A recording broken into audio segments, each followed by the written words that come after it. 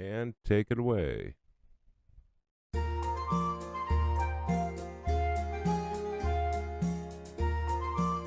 We know you're busy and respect your valuable time. So this is your daily dose of 5-minute news with Jay Thomas. Take it away, Jay. And thank you, Mr. Announcer. I will take it away. This is your 5-minute. It's going to be more. Warning. News Frolic. With our Frolic music. I love it. Okay, right to it. If you are a Tulsan and you get in an accident, usually they send out the fire department, right? And let you know, even in like little fender benders, they send the fire department out. Well, it used to be for free because you pay taxes and you pay all sorts of other fees to do this, right? Well, here's what's going to happen.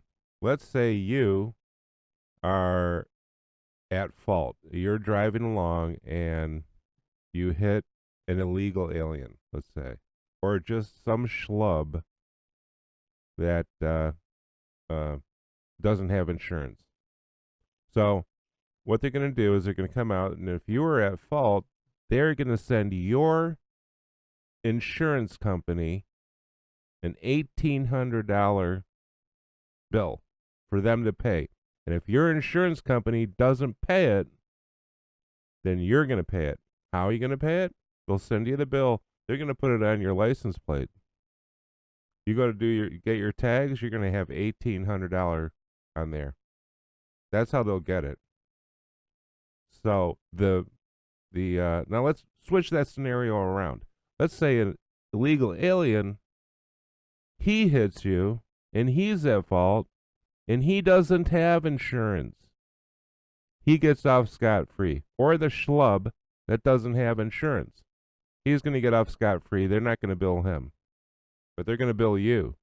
So congratulations, Oklahomans. They did it to you again. That service that you already pay for, well, they're going to hit you with another bill. So there's that. Okay, let's get to some other happy news. Sorry to hit you with that so early in the morning. Okay, here's this headline. And this is by Kevin Canfield in the Tulsa World. Housing for homeless endangered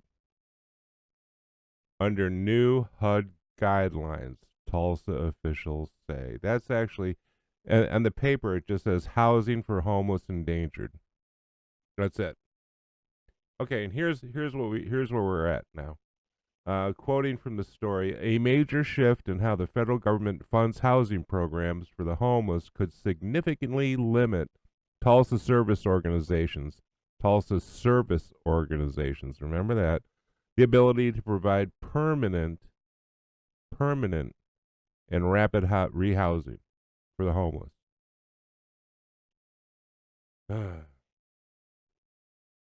In a move the Trump administration signaled months ago, HUD announced Thursday that it's greatly reducing funding for permanent housing programs and redirecting it to transitional housing and supportive services, which was the original mission of HUD.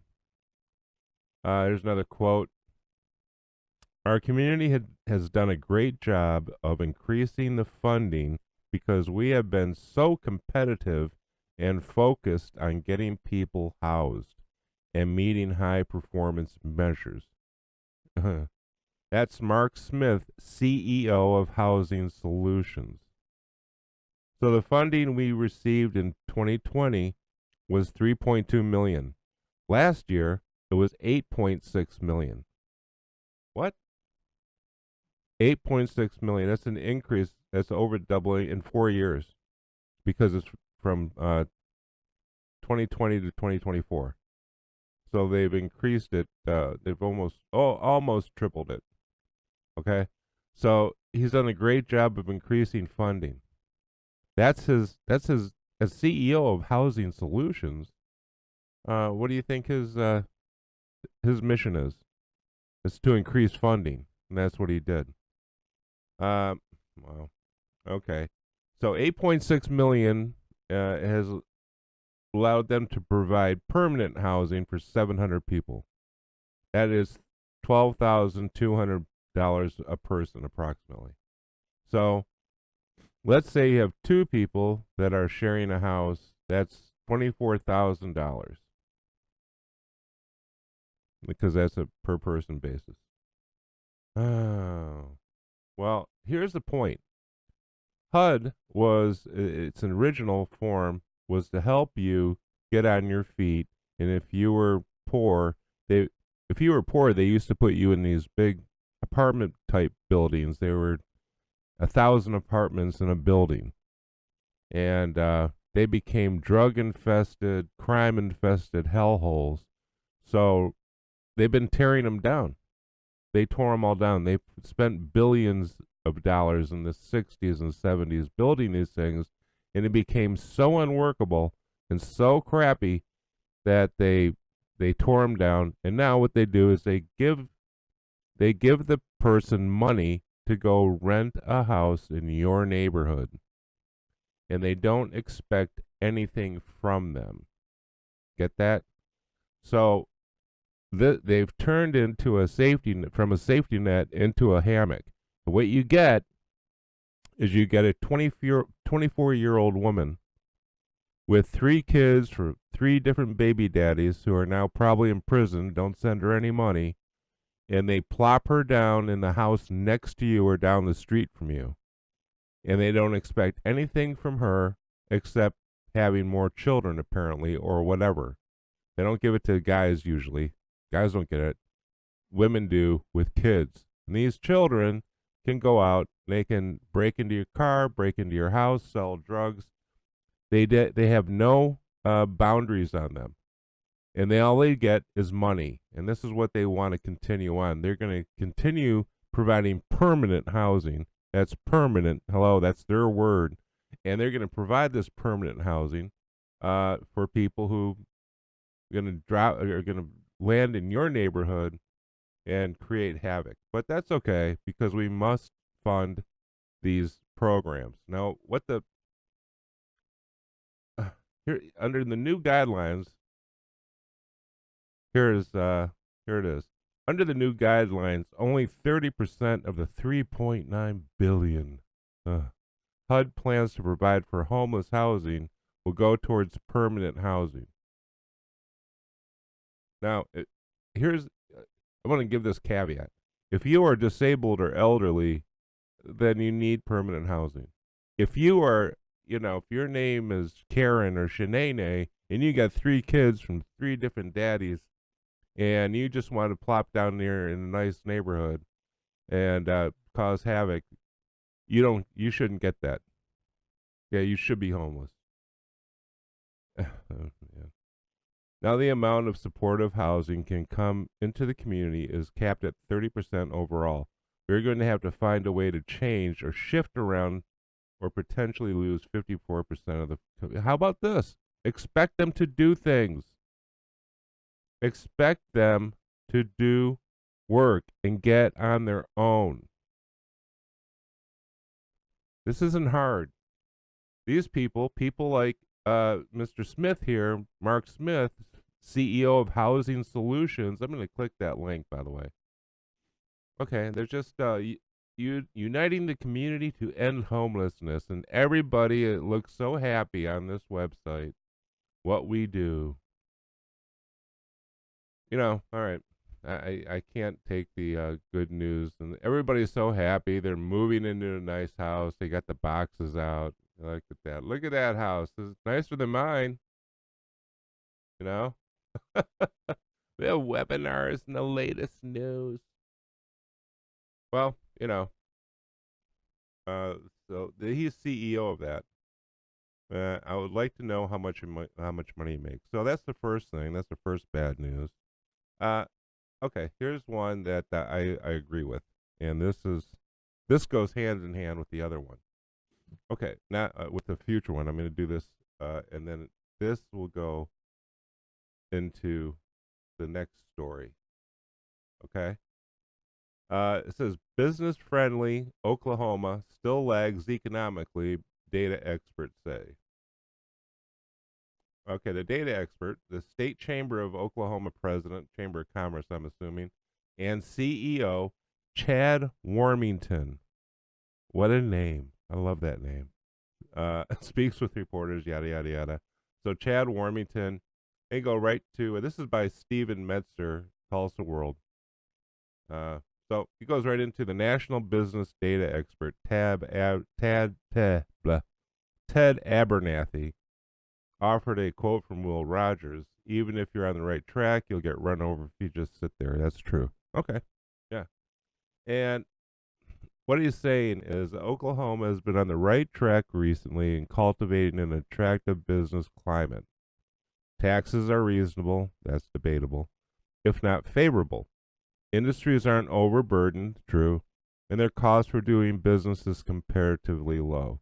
So why did Tesla go to Austin? I can tell you why.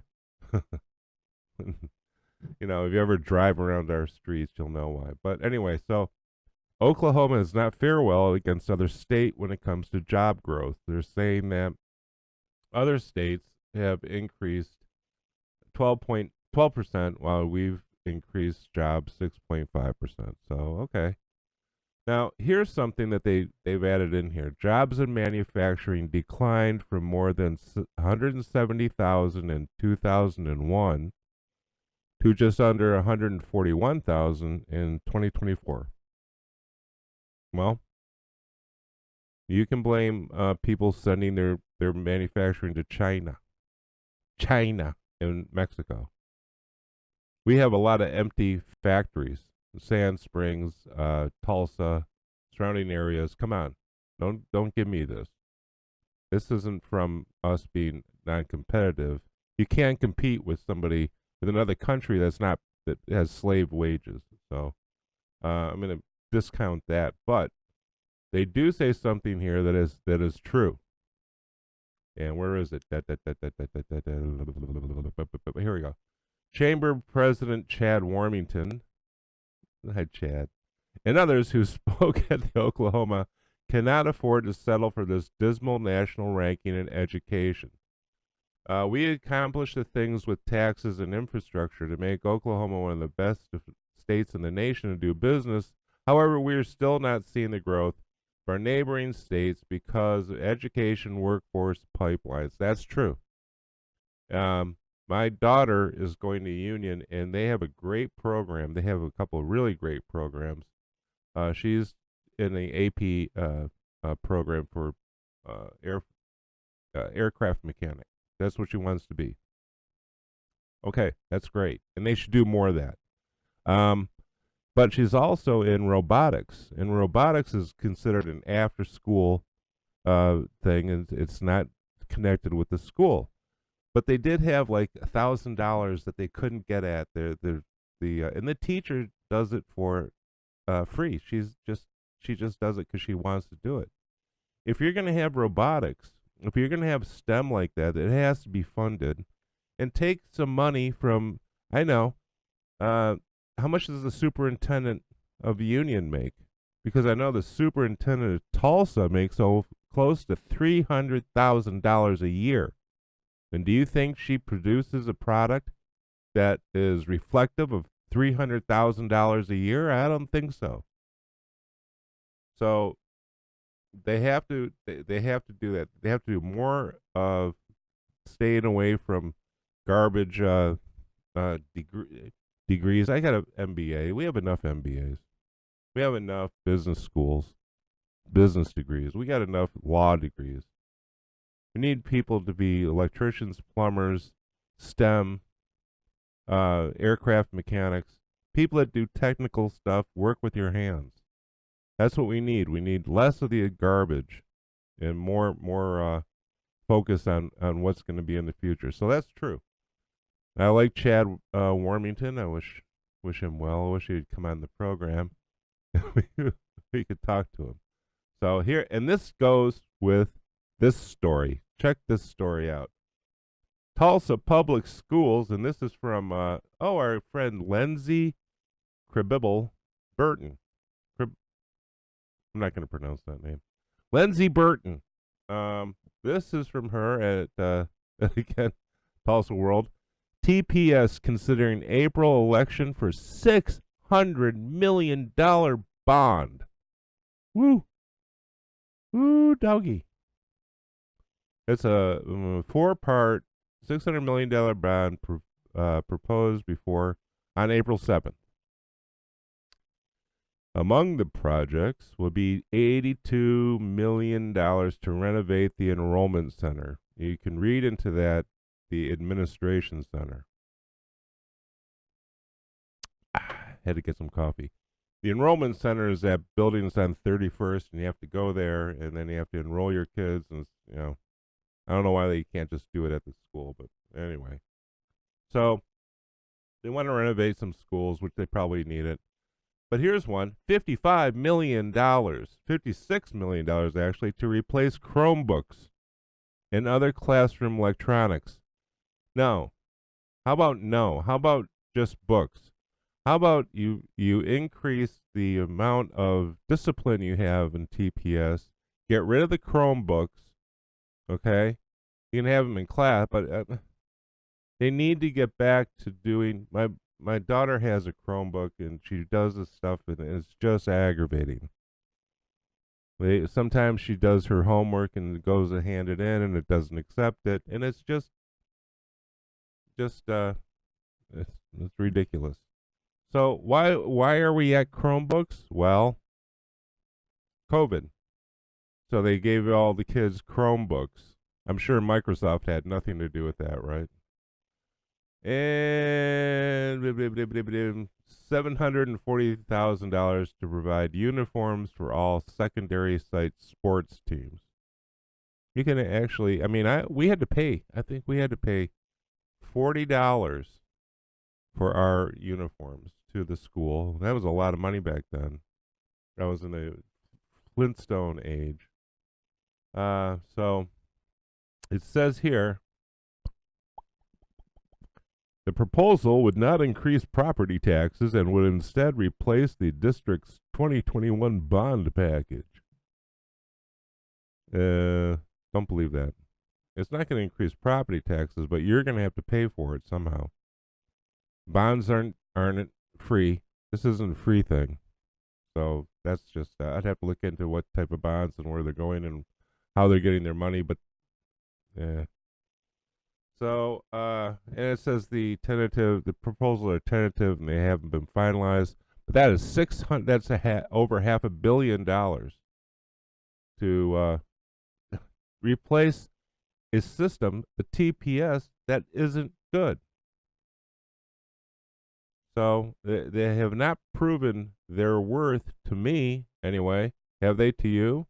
They haven't proven their worth and that they are worth $600 million. So that's all the good news. I'll leave it there. Go out there. Don't get in an accident because you'll be out $1,800. Your fault, especially if you hit a illegal alien. So go out there, have fun, go Frolic.